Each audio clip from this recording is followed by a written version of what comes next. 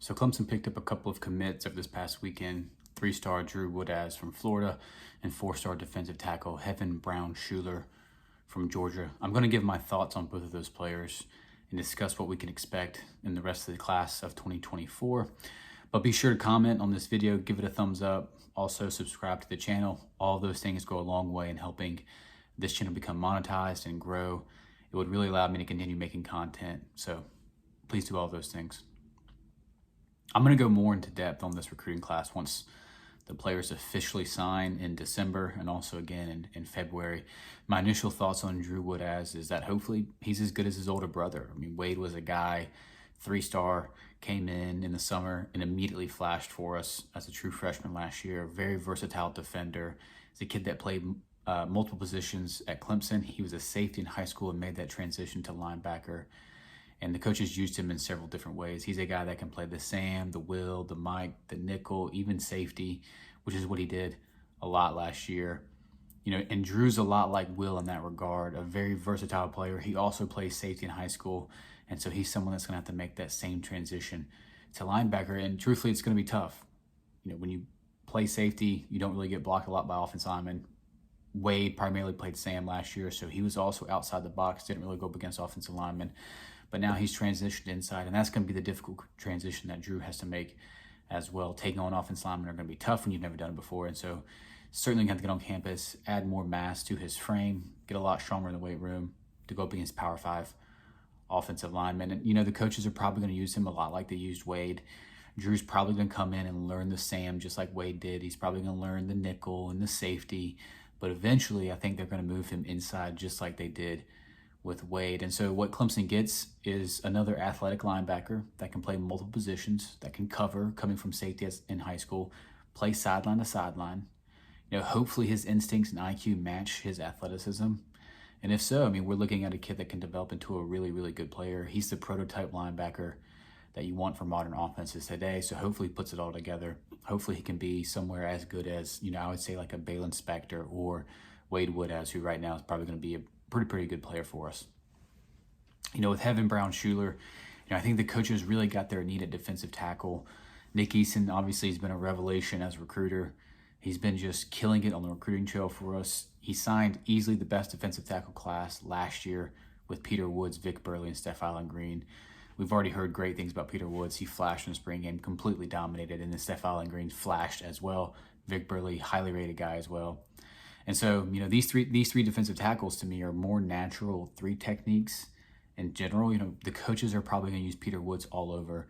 He's a more versatile, more athletic version of Christian Wilkins. He's going to play all over the defensive line. Steph Allen Green's a guy that's almost certainly going to play the 3 technique.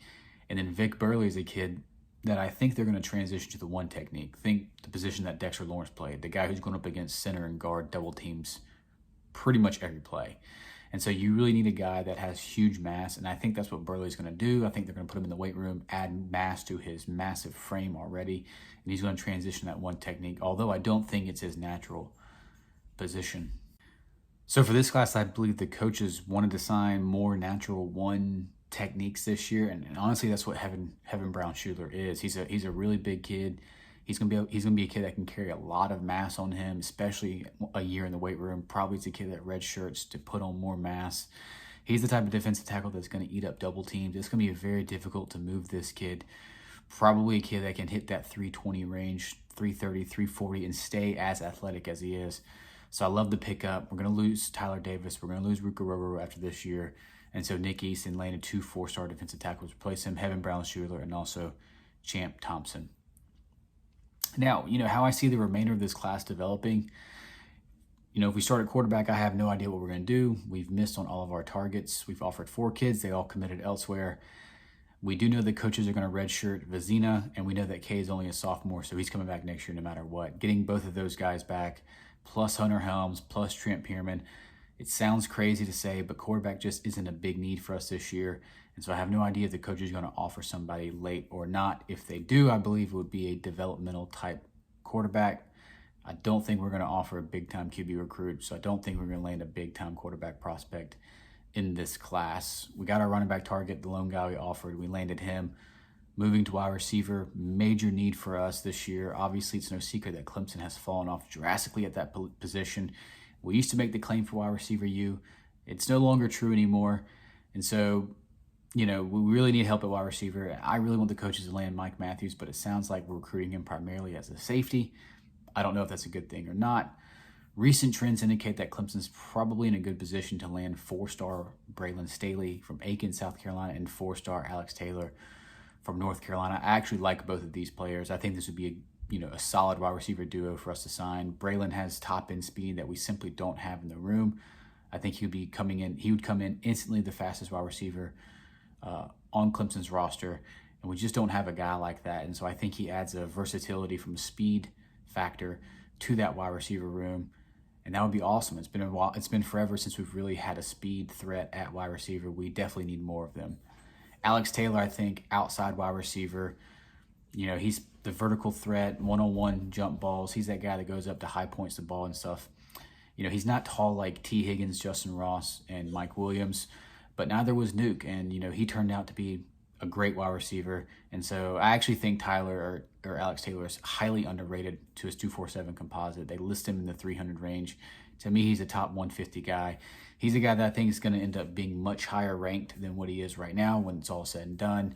He's going to go through the camp circuit this summer and also probably put together a solid senior season. I think he's going to end up developing into a really, really good player. If we don't land Mike Matthews, those two, I think, Clemson hits a home run with both of those.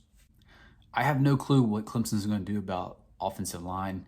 South Carolina signed the 3 best in-state studs over us. Yeah, it's really obviously unfortunate. It would have been nice to land at least one of them, but Beamer really has that train rolling right now. They've got a lot of momentum in the state of South Carolina for recruiting. So missing on those 3 guys, Clemson's obviously got to go out of the state. And honestly, I don't really know what Thomas Austin's going to do this class. His first class last year, really, really good. Zach Owens, Ian Reed, Harris Sewell, 3 massive, massive human beings. I love the idea that we're making that transition to bigger offensive linemen. The class before that, we get Blake Miller, who ends up being a freshman All-American. Colin Sadler, the coaches rave about him. Hopefully we can sign another elite offensive line class this year. You can never have enough offensive linemen. Our focus definitely needs to be in the interior. We're probably going to lose Will Putnam and Walker Parks this year.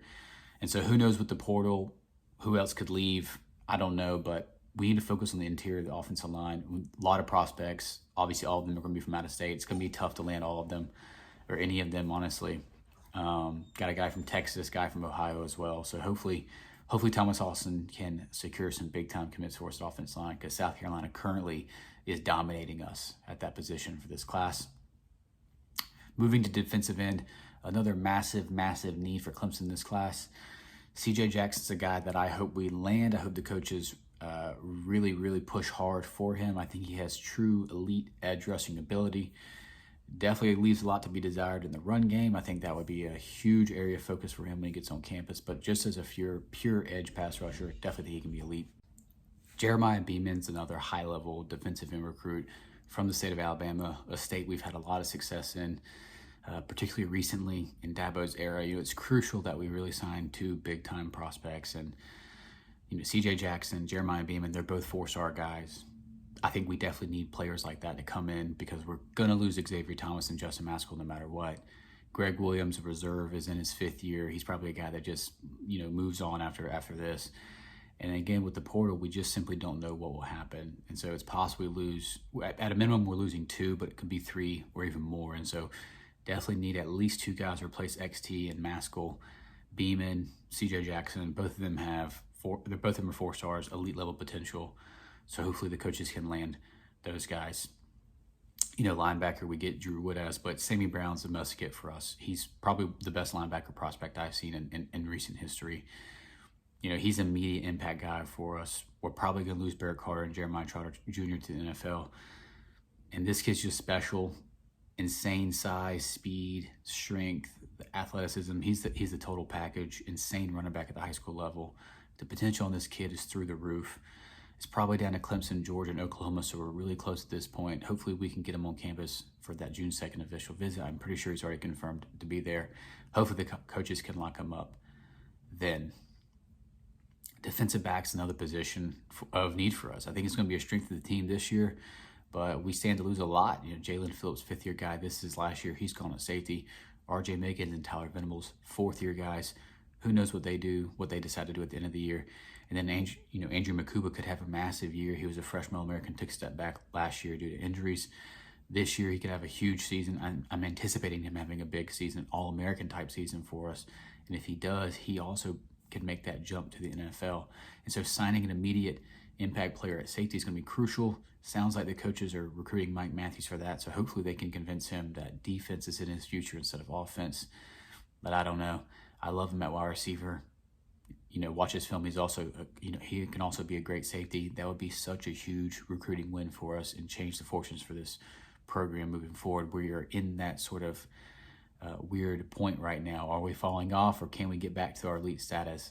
Signing someone like Mike Matthews would certainly do that for us. We also going to need an immediate impact guy at corner, considering Malcolm Green transferred, Sheridan Jones in his 5th and final season. Nate Williams, like Makuba, probably puts together a really, really good junior season and goes off to the NFL. Losing 3 corners is massive. Obviously, you need to replace them with impact people.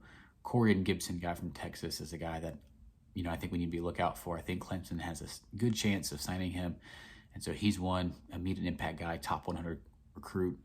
That would be awesome. Again, moving this program forward, getting back to that elite status. Corian Gibson's the type of guy that we definitely need to get. And so that's what we got for 2024 so far. I'm certainly glad we're able to land Drew Woodaz and Hevin Brown-Shuler. I think both of them probably need a year to redshirt, but will develop into really good players over time. It had been a while since we received a commitment, over a month, I believe. And in that time span, South Carolina's class was exploding. So it was nice to finally get, some recruiting momentum going. June 2nd, that weekend is big. It's the most important weekend for Clemson. It allows official visitors to come. There are going to be so many high-level recruits on campus that weekend. Hopefully the coaches find a way to land some of them. This is such a big class for Clemson moving forward. Do we return to that elite status, or do we fall back continuously, right? Again, sub to this channel, like this video, comment on it, tell me your thoughts. Go Tigers.